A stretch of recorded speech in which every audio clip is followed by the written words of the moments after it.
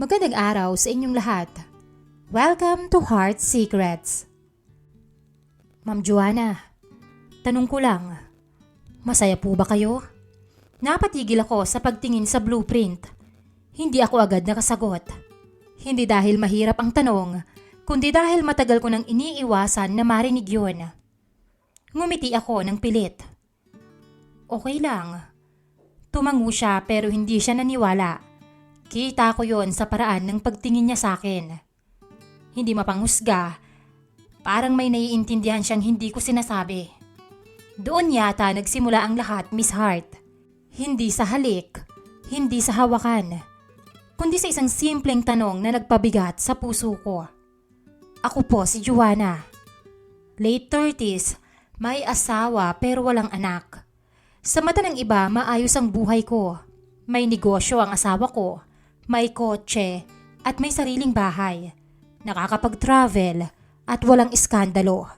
Sa madaling salita, maluwag sa pera. Pero Miss Hart, may mga buhay na mukhang buo sa labas, pero kinakalawang sa loob.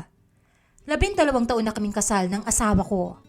Hindi siya masamang tao at hindi rin babaero. Hindi niya rin ako sinasaktan, pero matagal na siyang wala. Hindi sa pisikal, kundi sa emosyonal na bagay. Unti-unti siyang naging abala. Unti-unti kaming nawalan ng usapan hanggang sa dumating sa puntong mas madalas pa kaming mag-chat kaysa mag-usap kahit nasa iisang bahay lang. Hindi kami hiwalay. Hindi rin kami nag-away. Mas masakit nga yung ganun. Yung wala kang maipakitang dahilan kung bakit ka malungkot. Kaya nagdesisyon akong magpagawa ng bagong bahay. Hindi dahil kailangan namin, kundi dahil umaasa ako na baka kapag may bagong simula, bumalik ang dati. Bagong lugar, bagong mga alaala, at bagong kami. Ngunit doon ko nakilala si David. Inirefer lang siya sa akin ng kaibigan ko. Architect daw na magaling. Una ko siyang nakita sa isang maliit na cafe. Naka-long sleeve na nakatupi. Simpleng relo. Maayos magsalita at hindi siya yung tipo na maporma o mayabang. Pero malakas ang dating. Profesional ang unang usapan namin. Tungkol sa lot size, budget, timeline at design peg. Hanggang sa tinanong niya ako ng isang bagay na hindi tinanong ng kahit sinong nakausap ko. Ma'am, ano po ba talaga ang gusto niyong maramdaman kapag nasa bahay kayo? Natahimik ako noon kasi ang dami kong pwedeng sabihin. Gusto kong maramdaman na may naghihintay sa akin, na may nagmamahal, na hindi ako mag-isa. Pero hindi ko kayang sabihin yon sa isang estranghero. Kaya ang sinabi ko na lang, gusto ko ng tahimik. Ngumiti siya, yung parang naiintindihan niya kahit kulang ang sinabi ko. Gagawan natin ng paraan yan, mama. Hindi ko alam kung bakit tumatak sa akin yon. Siguro dahil matagal na akong walang naririnig na ganoong klase ng assurance. Naging madalas ang sites visit namin, kasama ang asawa ko sa simula, pero habang tumatagal, ako na lang ang pumupunta. Busy siya laging may dahilan, meeting, out of town, pagod, ngunit sanay na rin naman na ako sa ganoon. Noong una, measurements, materials, layout changes, lighting plans, pero habang tumatagal, humahaba ang usapan. Naging kamustahan at tawanan. Naging kwentuhan tungkol sa buhay. Doon ko nalaman na may asawa na rin si David. May isang anak na lalaki at sa 10 taon na raw silang kasal. Masaya? Tanong ko minsan ng pabiro. Ngumiti naman siya. Sakto lang. Alam na mga may asawang ibig sabihin ng sakto lang. Doon kami nagkatinginan. Yung klase ng katahimikan na hindi awkward. Hindi ko napansin kung kailan ako naging komportable sa kanya, Miss Hart. Siguro noong napansin niyang hindi ako mahilig sa matatamis at bigla na lang siyang nagdadala ng black coffee para sa akin. Pero kapag matagal kang hindi napapansin, malaking bagay ang mga ganon. Isang araw, maaga akong pumunta sa site. Wala pa ang mga trabahador. Naabutan ko siyang mag-isa at nakaupo sa hollow blocks habang nagche-check ng plano. Ang aga mo, ma'am. Sabi niya. Wala rin naman akong gagawin. Sagot ko. Hindi na siya nagtanong pa at umupo lang siya sa tabi ko. Tahimik lang kami at walang mali siya. Pero ang bigat sa dibdib. Hindi dahil may ginagawa kaming mali, kundi dahil ramdam kong may kulang sa buhay ko. At sa tabi niya ako nakakaramdam ng pagkabuo. Hindi pa ako umiibig noon, Miss Hart. Pero alam kong papunta na ako doon.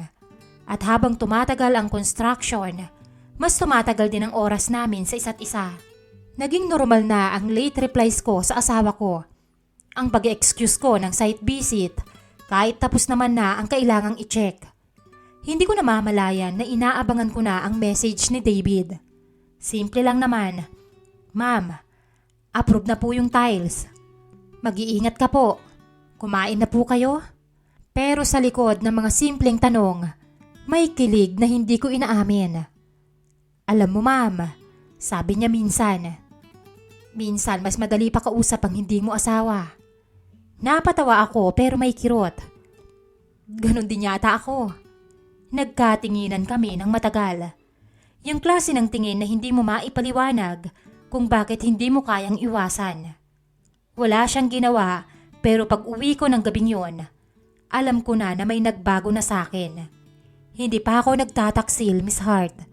Pero alam kong may nararamdaman na akong kakaiba. At delikado kasi ayokong pigilan ang pakiramdam na yon. Naging madalas ang pag-uusap namin ni David.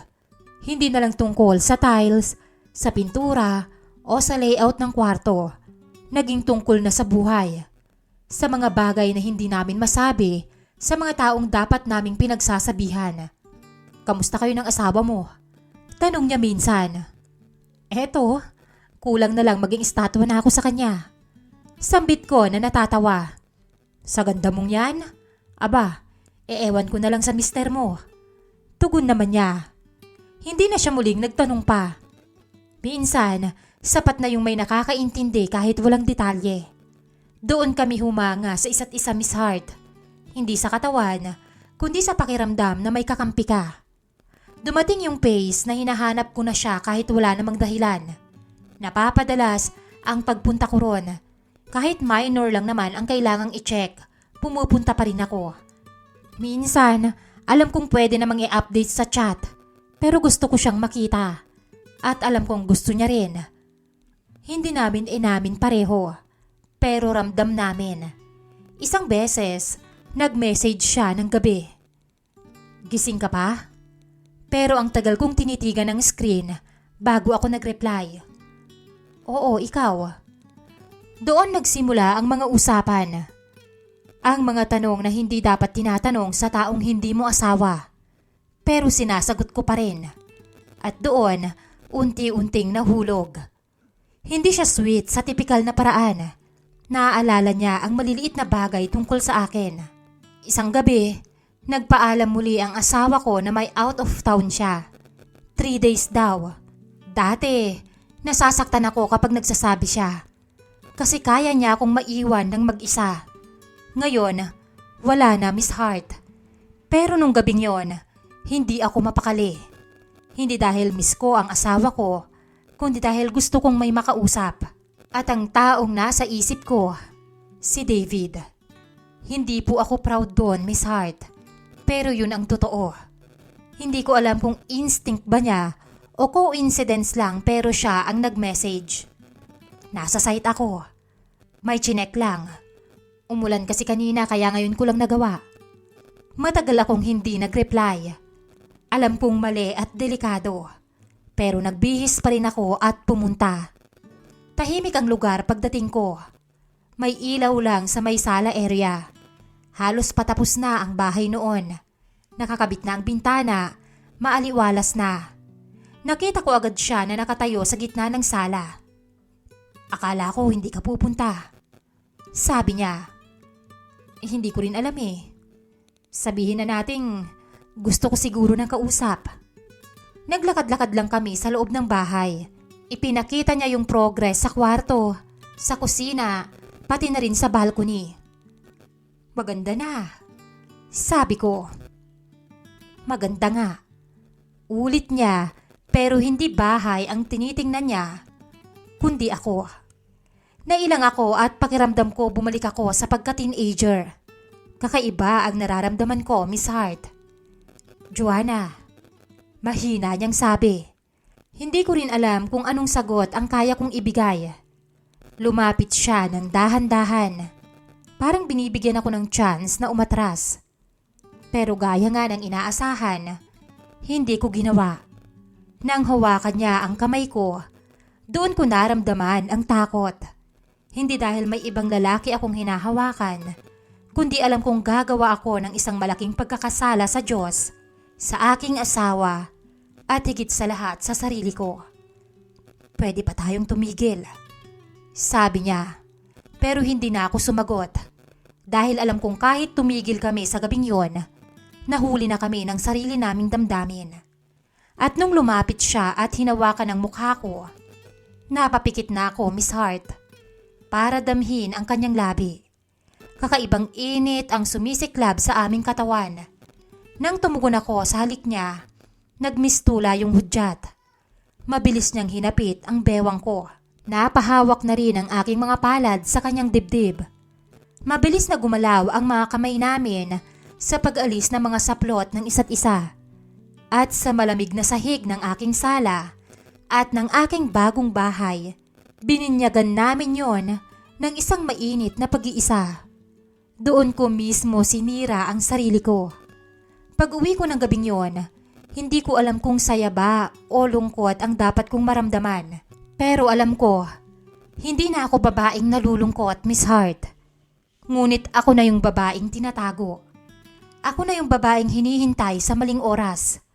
Ako na yung babaeng hindi pwedeng mahalin sa liwanag. Alam kong kasalanan ko, pero hindi pa rin ako umalis. Akala ko nga pagkatapos ng gabing yon matatakot ako. Akala ko gigising ako na puno ng guilt, na hindi ko na siya kakausapin at babalik na ako sa dati. Pero mas lalo pa akong lumapit. Doon ko na-realize na ang affair, hindi lang kasalanan na isang beses mong ginagawa. Isa siyang desisyon na paulit-ulit mong pinipili. Naging mas maingat kami ni David. Walang tawag sa harap ng ibang tao. Walang pangalan sa chat. Walang picture o walang kahit na anong pwedeng magpatunay. Pero may oras. At doon kami nabuhay. Mga sandaling ninanakaw sa pagitan ng totoong buhay namin. Mga hapon na kunwari ay may site meeting. Mga gabing kunwari ay may overtime. Mga dahilan na paulit-ulit naming ginagamit hanggang sa kami na mismo ang naniwala. Hindi na kami madalas mag-usap tungkol sa asawa namin dahil alam naming pareho, kami ang problema. Minsan tinanong ko siya, "Masaya ka ba, David?" Ngunit hindi siya sumagot. Nakatitig lang siya sa kisame ng sasakyan habang nakahinto kami sa madilim na kalsada. Masaya syempre kapag kasama kita. Kaya lang minsan, hindi ko rin alam, Joanna. Sabi niya, masakit marinig yon dahil pareho kaming nasa lugar na walang pangalan. Hindi kami magkaibigan, hindi rin kami magkasintahan. Pero hindi rin kami wala. At yung ganong klaseng relasyon, pinaka nakakapagod dalhin. Dumating yung mga gabing hindi na ako makatulog dahil sa bigat. Uuwi ako sa bahay na tahimik, hihiga sa tabi ng asawa kong pagod. Maririnig ko ang mahinang hilik niyang payapa. At doon ako nauupos. Kasi alam kong may parte na ng buhay ko na hindi niya alam. At ako ang may gawa nun. Hindi rin fairy tale ang kabilang side. Akala ng iba kapag kabit ka, ikaw yung laging hinahabol. Yung laging pinipili sa lihim. Hindi nila alam kung gaano karaming gabi ang ginugol ko sa paghihintay. Mga message na, "Busy ako today." Mga planong biglang kinakansela. Mga araw na hindi ako pwedeng mag-demand dahil wala naman akong karapatan. Doon ko naramdaman ang tunay na posisyon ko. Hindi ako priority. Hindi ako future. Isa lang akong bahagi ng pahinga niya, Miss Hart. At kahit alam ko yon, hindi pa rin ako umalis. Natapos ang bahay. Yung bahay na dahilan kung bakit kami nagkakilala. Maganda siya Mas maganda pa sa imagination ko. Malawak ang sala at tahimik ang balcony. Eksakto sa gusto kong mangyari. Dapat doon kami lilipat ng asawa ko. Doon ko pinlano na magsimula kami ulit. Pero hindi na nangyari. Dahil tuwing pumapasok ako sa loob, hindi ko na makita ang pangarap ko. Ang nakikita ko, alaala, mga tingin, mga hawak, at mga katahimikan na punong-puno na ng kasalanan. Bakit parang ayaw mo na dito? Tanong ng asawa ko minsan. Ngumiti lang ako sa kanya. Hindi ko kayang sabihin na ang bahay na pinagawa ko para iligtas kami ay pinagmulan na ng pagkakasala ko. Unti-unti ako naging tahimik dahil napagod na akong magpanggap na wala akong tinatago. Si David ganun din, Miss Hart. Mas naging madalang na ang pagkikita namin hanggang sa dumating yung araw na tinanong niya ako, Joanna, kung pwede mong ibalik lahat, ibabalik mo ba? Simple lang ang tanong, pero parang hinubad lahat ng depensa ko. Matagal akong hindi nakasagot.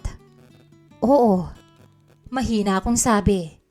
Hindi dahil hindi ko siya minahal, kundi dahil may pagmamahal na mali kahit gaano mo pa maramdaman na totoo. Ngumiti siya ng malungkot sa akin. Ako rin. Sabi niya, hindi naging biglaan ang pagkawala namin sa buhay ng isa't isa. Walang closure, walang final goodbye. Unti-unti lang kaming nawala. Kumonti ang chat, mas mahabang pagitan ng reply, hanggang sa dumating yung araw na wala na. At walang nagtanong kung bakit, kasi pareho naman naming alam na hanggang ngayon ay kasal pa rin kami sa asawa ng isa't isa. Hindi ko alam kung matatawag pa ba itong buo. Hindi ko rin alam kung mahal ko pa ba ang asawa ko sa parehong paraan. Pero nandito pa rin ako. Minsan, napapadaan ako sa bahay na pinagawa namin. Maganda pa rin, pero tuwing tinitignan ko yun, nakikita ko yung babaeng naging makasalanan. Hindi po ako proud sa kwento ko, Miss Hart. Hindi rin ako biktima. Ako ang may gawa. Ako ang pumasok. At ako rin ang hindi umalis agad. Hanggang ngayon, hindi ko alam kung natapos ba talaga ang lahat o natuto lang kaming mabuhay na parang walang nangyari. Siguro, ganun po talaga ang ibang kasalanan. Hindi ka hinahabol ng tao. Hindi ka pinaparusahan ng mundo, kundi ikaw mismo ang habang buhay na magdadala nito. At yun ang hindi ko alam kung kailan ko po matatakasan. Ito ang kwento ko, Miss Hart. Hindi para gawing tama ang mali, kundi para ipakita kung gaano kadaling mawala sa sarili mo kapag hinayaan mong manaig ang kahinaan. Kung may natutunan man kayo dito, sana po, wag nyo nang hintaying maranasan para maintindihan. Nagbabahagi, Joanna. Maraming salamat po sa patuloy na pakikinig sa ating mga kwento. Hanggang sa muli, dito lang sa Heart Secrets.